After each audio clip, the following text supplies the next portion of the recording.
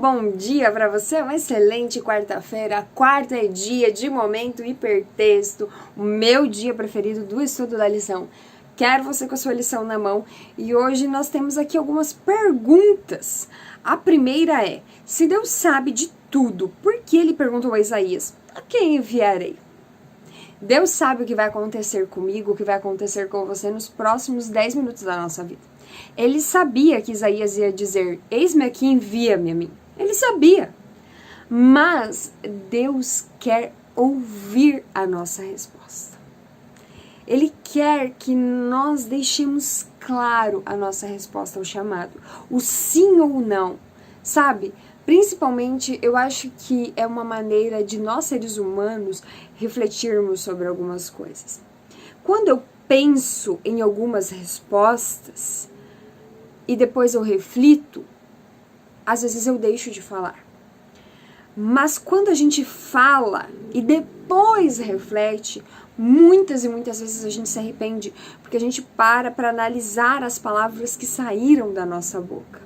Aí você para pensar, eu acho que se eu não tivesse falado naquele momento, eu acho que se eu tivesse chamado essa pessoa para conversa depois de esfriar a cabeça, sabe? A gente vai analisando aquilo que nós falamos e da mesma forma a resposta para o nosso chamado.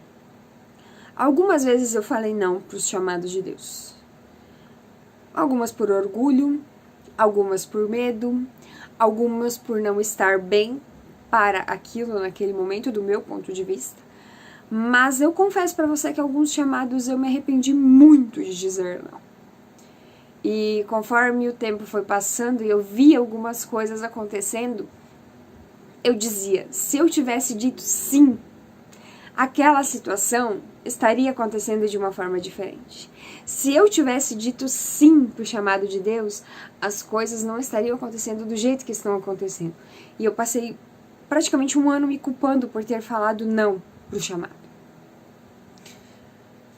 Quando Deus fez outros chamados, alguns eu disse sim e pouco tempo depois eu desisti. Galera, às vezes a gente parece tão forte, tão decidido aqui nos vídeos, mas a gente desiste em alguns momentos de alguns chamados. E não foi porque Deus não estava comigo, porque durante aquele chamado, durante cada passo daquele chamado, eu via Deus atuando. Mas eu sentia tanta coisa ruim por parte das pessoas ao redor, da igreja mesmo, que eu falei, eu não quero mais isso. E sabe que, às vezes, eu me culpo por ter deixado aquele chamado. Mas, por outro lado, eu acho que foi uma boa escolha. Então, eu fico naquela balança, sabe? E por isso que nós precisamos, muitas vezes, analisar algumas coisas em relação aos chamados de Deus. Por que eu tô falando que não? Por que eu tô desistindo? Deus deixou em algum momento da história os seus filhos sozinhos? Deus em algum momento da história abandonou aqueles que eram fiéis a Ele? Deus em algum momento da história deixou a gente sem resposta, sabe? Para pensar no quanto Deus guiou os profetas, os discípulos. E se Ele está te chamando, Ele vai te guiar também. Talvez a resposta não venha no tempo que você quer que venha, mas ela vai vir. Talvez a resposta não seja a resposta que você queira, mas é a resposta de Deus. Que chamados você tem negado ou que chamados você tem abandonado? E como isso tem refletido na sua vida espiritual? A nossa rede semântica, claro, é a palavra chamado. E a primeira palavra que vem à minha mente é humildade. Eu preciso me colocar no meu lugar, ser humilde o suficiente para reconhecer a minha condição para aceitar um chamado. E a segunda palavra é responsabilidade. O chamado não é brincadeira. Um chamado não é algo de passatempo, não é algo para receber aplausos, honras. Um chamado é responsabilidade. E aí?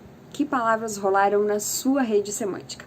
Conta pra mim aqui nos comentários. Espero você aqui amanhã para nós continuarmos estudando juntos. Mas claro, aproveita que você tá aqui e compartilha esse vídeo com a galera lá da sua classe.